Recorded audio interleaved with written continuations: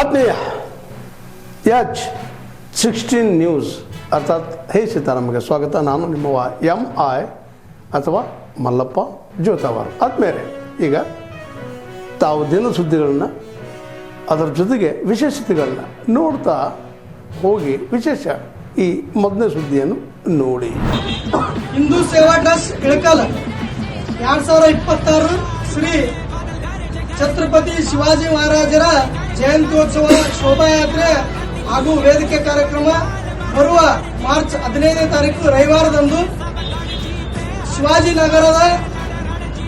ನಗರದಿಂದ ಬೆಳಗ್ಗೆ 12 ಗಂಟೆಗೆ ಶೋಭಾಯಾತ್ರೆ ಪ್ರಾರಂಭ ಆಗಿ ಊರಿನ ಪ್ರಮುಖ ರಸ್ತೆ ಪೊಲೀಸ್ ಗ್ರೌಂಡ್, ನೀಲಕಂಠೇಶ್ವರ ದೇವಸ್ಥಾನ, ಅಂಬಾಭವಾನಿ ದೇವಸ್ಥಾನ, ಕಪ್ಪುರದ ಪೇಟೆ, ರಾಮ ಮಂದಿರ, ಬಸವಂದೇವರ ಗುಡಿ, ಗಾಂಧಿ ಚೌಕ್ ಹಾಗೂ ಗಣೇಶ್ ಭವನ್ ಹೋಟೆಲ್, ಕಂಟಿ ಸರ್ಕಲ್ಗೆ ಶೋಭಾಯಾತ್ರೆ ಮುಕ್ತಾಯಗೊಂಡು ನಂತರ ವೇದಿಕೆ ಕಾರ್ಯಕ್ರಮ. ಈ ವೇದಿಕೆ ಕಾರ್ಯಕ್ರಮದಲ್ಲಿ ರಾಜ್ಯದ ಪ್ರಮುಖರಾದಂತಹ CT ರವಿ ಅವರು ಹಾಗೂ ಕುಷ್ಟಗಿಯ ನಾಗಾ ಸಾಧುಗಳು, ಬಿಳದಗುಡ್ಡದ ಶಿವಾಚಾರ್ಯರು ಹಾಗೂ ಅಮೋಘ್ ಭಾರತ್ ಅವರು, ಹುಣಸೂರು ತಾಲೂಕಿನ ಮಾಜಿ ಶಾಸಕರಾದಂತಹ ದೊಡ್ಡಗೌಡ ಪಾಟೀಲ್ ಅವರು ಕೂಡ ಈ ವೇದಿಕೆ ಕಾರ್ಯಕ್ರಮದಲ್ಲಿ ಭಾಗವಹಿಸಿದ್ದಾರೆ. ಹಾಗೂ ಹುಣಸೂರು ತಾಲೂಕಿನ ಸಮಸ್ತ ಹಿಂದೂ ಜನತೆ ಈ ಕಾರ್ಯಕ್ರಮದಲ್ಲಿ ಭಾಗವಹಿಸಿ ಕಾರ್ಯಕ್ರಮ ಯಶಸ್ವಿಗೊಳಿಸಬೇಕೆಂದು ತಮ್ಮೆಲ್ಲರಲ್ಲಿ ವಿನಂತಿಸಿಕೊಳ್ಳುತ್ತಾ ಇದ್ದೇವೆ.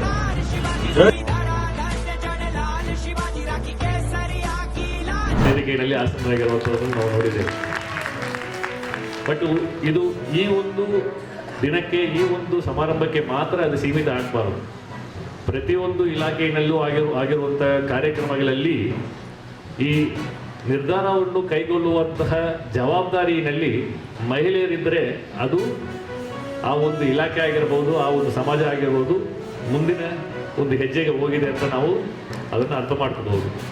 ಸ್ಟೀರಿಯೋಟೈಪಿಂಗ್, ಜೆಂಡರ್ ಸ್ಟೀರಿಯೋಟೈಪಿಂಗ್, ಮಹಿಳೆಯರಂತ ಹೇಳಿದರೆ ಇಷ್ಟೇ ಮಾಡಲಿಕ್ಕೆ ಸಾಧ್ಯತೆ ಇದೆ, ಇದನ್ನೆಲ್ಲ ಮಹಿಳೆಯರು ಮಾಡಲಿಕ್ಕೆ ಆಗೋದಿಲ್ಲ ಅನ್ನುವಂಥ ಸ್ಟೀರಿಯೋಟೈಪಿಂಗ್ ಅನ್ನು ಬ್ರೇಕ್ ಮಾಡಿಬಿಟ್ಟು ಪ್ರತಿಯೊಂದು ಕಾರ್ಪೊರೇಟ್ ಮಲ್ಟಿನ್ಯಾಷನಲ್ ಕಂಪನೀಸ್ ಇರಬಹುದು ಮತ್ತು ಸರ್ಕಾರ ಮಟ್ಟದಲ್ಲಿರಬಹುದು, ನಿರ್ಧಾರ ಕೈಗೊಳ್ಳುವಂತಹ ಒಂದು ಪರಿಸ್ಥಿತಿಯಲ್ಲಿ ಅಲ್ಲಿ ಮಹಿಳೆಯರು ಇರುವಂಥದ್ದು ತುಂಬ ಮುಖ್ಯ.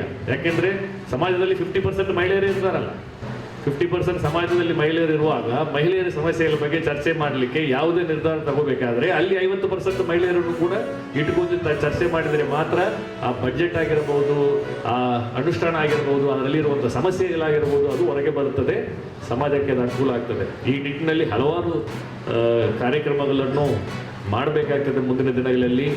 ಈಗ ಲೋಕಲ್ ಬಾಡೀಸ್ನಲ್ಲಿ 50% ರಿಸರ್ವೇಷನ್ ಇದೆ. ನಾವು ಇವತ್ತು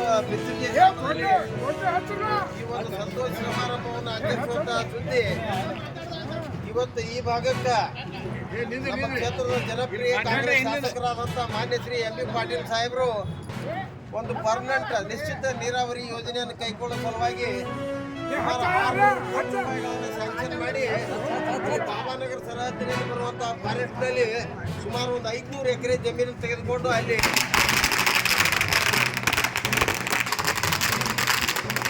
ಆಗಬಾರ್ದು, ಈ ಭಾಗದ ಜನರಿಗೆ ಕಾಯಂ ನೀರಿನ ವ್ಯವಸ್ಥೆ ಆಗಬೇಕು ಅನ್ನುವಂಥ ಒಂದು ಯೋಜನೆ ಇವತ್ತು ರಾಜ್ಯ ಸರ್ಕಾರದಿಂದ ಬಜೆಟ್ನಲ್ಲಿ 6 ಕೋಟಿ ರೂಪಾಯಿಗಳನ್ನು ಸ್ಯಾಂಕ್ಷನ್ ಮಾಡ್ಯಾರ. ಎಲ್ಲರಿಗೆ ಬಹಳ ಸಿದ್ದೇಶ್ವರ ಅಪ್ಪ ಪ್ರೇರಣೆ ಅವರೇನು ಆ ಸಂದರ್ಭದಲ್ಲಿ ಒಂದು ನಿರ್ದೇಶನವನ್ನು ಕೊಟ್ಟಿದ್ರು, ಅದನ್ನು ಚಾಚು ತಪ್ಪದೆ ನಮ್ಮ ಶಾಸಕರಾದಂಥ ಮಾನ್ಯ ಶ್ರೀ MB ಪಾಟೀಲ್ ಸಾಹೇಬರು ಸ್ಯಾಂಕ್ಷನ್ ಮಾಡಿಸಿದ್ದಾರೆ.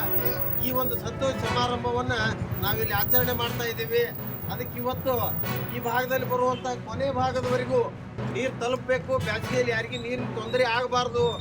ಮತ್ತು ಈ ಜಮಖಂಡಿ ಭಾಗದಿಂದ ಬರುವಂಥ ನೀರು ಅಲ್ಲಿ ರೈತರು ಬೇಸಿಗೆಯಲ್ಲಿ ಅಡಚಣೆಯನ್ನು ಮಾಡ್ತಾ ಇದ್ರು, ಅದು ನಮ್ಗೆ ಆಗಬಾರ್ದು. ಪಂಚಾವತ್ ಆಯೋಗದ ತೀರ್ಪಿನ ಪ್ರಕಾರ ನಮಗೇನು 0.8 TMC ನೀರು ಈ ಮುಳವಾಡಿ ಅವರಿಂದ ಬರಬೇಕು, ಅದನ್ನು ನಾವು ಶಾಶ್ವತವಾಗಿ ಇಲ್ಲಿ ಪರ್ಮನೆಂಟ್ ಆದಂಥ ಒಂದು ವ್ಯವಸ್ಥೆಯನ್ನು ಮಾಡಿಕೊಂಡು ಸಂಗ್ರಹ ಮಾಡೋದು ಮಳೆಗಾಲದಲ್ಲಿ ಅಂತ ವಿಚಾರವನ್ನು ಇಟ್ಕೊಂಡು MB ಪಾಟೀಲ್ ಸಾಹೇಬರು ಈ ಒಂದು ಬೃಹತ್ ಯೋಜನೆಯನ್ನು ಭಾಗದಲ್ಲಿ ಸ್ಯಾಂಕ್ಷನ್ ಮಾಡಿದ್ದಾರೆ. ಅದು ಬಹಳಷ್ಟು ಸಂತೋಷದಾಯಕವಾದಂಥ ವಿಚಾರ. ಅದು ನಮ್ಮೆಲ್ಲರಿಗೆ ಬರುವ ದಿನಮಾನಗಳಲ್ಲಿ ಒಂದು ನೀರಿನ ವ್ಯವಸ್ಥೆ ನಮ್ಮ ಮಕ್ಕಳು ಮೊಮ್ಮಕ್ಕಳು ಮರಿಮೊಮ್ಮಕ್ಕಳು ಜನ್ಮಾಂತರದವರೆಗೆ ಒಂದು ಒಳ್ಳೆಯ ಯೋಜನೆಯನ್ನು ಇವತ್ತು ಇಲ್ಲಿ ಜಾರಿ ಆಗ್ತಾ ಇದೆ. ಇನ್ನು ಯಾವುದೇ ರೀತಿಯಲ್ಲಿ ಈ ಭಾಗದ ರೈತರಿಗೆ 12 ತಿಂಗಳು ನೀರಿನ ವ್ಯವಸ್ಥೆ ಸಂಪೂರ್ಣವಾಗಿ ಆಗ್ತದೆ. ವಾಟರ್ ಸರ್ಕ್ಯುಲೇಷನ್ ಜಾಸ್ತಿ ಆಗ್ತದೆ ಮತ್ತು ಕೆರೆ ಕಾಲುವೆ ಈ ಹಳ್ಳ ಕೊಳ್ಳ ಬಾವಿ ಪ್ರತಿಯೊಂದು ಕೂಡ ನೀರಿನ ಇಂಪ್ರೂವ್ಮೆಂಟ್ ಈ ಭಾಗದಲ್ಲಿ ಆಗ್ತದೆ. ಆ ಒಂದು ವ್ಯವಸ್ಥೆ ಇಲ್ಲಿ ಆಗಿದೆ. ಆ ಒಂದು ವಿಷಯ ಸಂತೋಷ ಸುದ್ದಿಯನ್ನು ತಮ್ಮೆಲ್ಲರಿಗೆ ತಿಳಿಸಿ ಇಲ್ಲಿ ಈ ಒಂದು ಸಂಭ್ರಮಾಚರಣೆಯನ್ನು ನಾವು ಬಿಜ್ಜರಿ ಗ್ರಾಮದ ಎಲ್ಲ ರೈತರು ತಿಳ್ಕೊಂಡು ಆಚರಣೆ ಮಾಡಲಾಗ್ತೀವಿ ಅನ್ನುವಂಥ ಮಾತನ್ನು ತಮ್ಮೆಲ್ಲರಿಗೆ ತಿಳಿಸಿ ತಮ್ಮೆಲ್ಲರ ಒಂದು ಆಶೀರ್ವಾದವನ್ನು ಪಡೆದು ನಾನು 2 ಮಾತುಗಳನ್ನು ಮುಗಿಸ್ತೇನೆ. ಆಗಿದೆ ಆ ಜಾಗದ ಕಾರ್ಯಕ್ರಮ ಅಂದ್ರೆ ಬಹುಶಃ ಬಹಳ ದಿವಸದ ಬೇಡಿಕೆ ಮತ್ತು ಇಚ್ಛೆ ಇರೋದ್ರಿಂದ ಈ ನಾಡಿನ ಮಠಾಧೀಶರು ಮತ್ತು ಈ ಭಾಗದ ಎಲ್ಲ ಸದ್ಭಕ್ತರ ಆಸೆಯಂತೆ ಬರುವ 14ನೇ ತಾರೀಕು ಸಾಯಂಕಾಲ 4 ಗಂಟೆಗೆ ಅದಕ್ಕೆ ಏನು ನಮಗೆ ನಿಗದಿಯಾಗಿರುವಂಥ ಸ್ಥಳ ಏನಿದೆ ಬಿಜಾಪುರ ನವರಸಪುರ ಪ್ರದೇಶದಲ್ಲಿ ಆಲ್ ಅಮೀನ್ ಸಂಸ್ಥೆ ಎದುರುಗಡೆ ಇರುವಂಥ ಒಂದು ಸುರ್ಬಿನಗರ, ಆ ಸುರ್ಬಿನಗರದೊಳಗಿರುವಂಥ ಸುರ್ಬಿ ಲೇಔಟ್ ಬಡಾವಣೆ ಅಲ್ಲಿ ಆ ಒಂದು ಭೂಮಿ ಪೂಜಾ ಕಾರ್ಯಕ್ರಮ ಅನ್ನೋದು ಏರ್ಪಾಟ್ ಮಾಡಲಾಗಿದೆ. ಬಹುಶಃ ಆವತ್ತಿನ ದಿನಮಾನದೊಳಗ ನಾಡಿನ ಎಲ್ಲ ರಂಭಾಪುರಿ ಜಗದ್ಗುರುಗಳು ಸಾನ್ನಿಧ್ಯವನ್ನು ವಹಿಸಲಿದ್ದಾರೆ. ಆ ಭೂಮಿ ಪೂಜಾ ಕಾರ್ಯಕ್ರಮದ ಅಧ್ಯಕ್ಷತೆಯನ್ನು ಉಸ್ತುವಾರಿ ಸಚಿವರಾಗಿರುವಂಥ ಎಂ ಬಿ ಪಾಟೀಲರು ವಹಿಸಿಕೊಳ್ಳಲಿದ್ದಾರೆ. ಮತ್ತು ಜಿಲ್ಲೆಯ ಮತ್ತು ಸುತ್ತಮುತ್ತಿರುವಂಥ ಕೆಲವು ಜಿಲ್ಲೆಗಳಿಂದ ಎಲ್ಲ ಮಠಾಧೀಶರು ನಮ್ಮೇನು ಶಾಖಾ ಮಠ ರಂಭಾಪುರಿ ಪೀಠದ ಶಾಖಾ ಮಠಾಧೀಶರಾಗಿರ್ಬೋದು, ಇನ್ನಿತರ ಎಲ್ಲ ಬೇರೆ ಬೇರೆ ಎಲ್ಲ ಪರಮ ಪೂಜ್ಯರು ಸುಮಾರು 100 ರಿಂದ 150 ಜನ ಸ್ವಾಮೀಜಿಯವರು ಆ ಕಾರ್ಯಕ್ರಮದೊಳಗೆ ಪಾಲ್ಗೊಳ್ಳಲಿದ್ದಾರೆ. ಬಹುಶಃ ಜಿಲ್ಲೆಯ ಜನತೆ, ಬೇರೆ ಬೇರೆ ಪ್ರಾಂತ್ಯದೊಳಗಿರುವಂಥ ಪೀಠಾಭಿಮಾನಿಗಳು ಎಲ್ಲರೂ ಕೂಡ ಆ ಕಾರ್ಯಕ್ರಮದೊಳಗೆ ಪಾಲ್ಗೊಳ್ಳಲಿದ್ದಾರೆ. ಬಹುಶಃ ಬಹಳ ದಿವಸದ ಬೇಡಿಕೆ ಆಗಿರೋದ್ರಿಂದ ಅದು ಬಹಳ ವ್ಯವಸ್ಥಿತವಾಗಿರುವಂಥ ಕಾರ್ಯಕ್ರಮ. ತಾವೆಲ್ಲ ಇಲ್ಲಿವರೆಗೆ ಸುದ್ದಿಗಳನ್ನು ನೋಡಿದಿರಿ, ಜೊತೆಗೆ ವಿಶೇಷ ಘಟನೆಗಳನ್ನು ಸಹ ನೋಡಿದಿರಿ. ಅದು ನಿಮಗೇನು ಅನ್ನಿಸ್ತು? ನಿಮಗೆ ಲೈಕ್ ಮಾಡಿರಿ, ಶೇರ್ ಮಾಡಿರಿ, ಕಾಮೆಂಟ್ ಮಾಡಿರಿ, ಜೊತೆಗೆ ಸಬ್ಸ್ಕ್ರೈಬ್ ನಿಲ್ಲಿಸ್ಬೇಡ್ರಿ. H16 ನ್ಯೂಸ್ ಅರ್ಥಾತ್ ಸತ್ಯದ ಕೈಗನ್ನಡಿ ವಂದನೆಗಳು.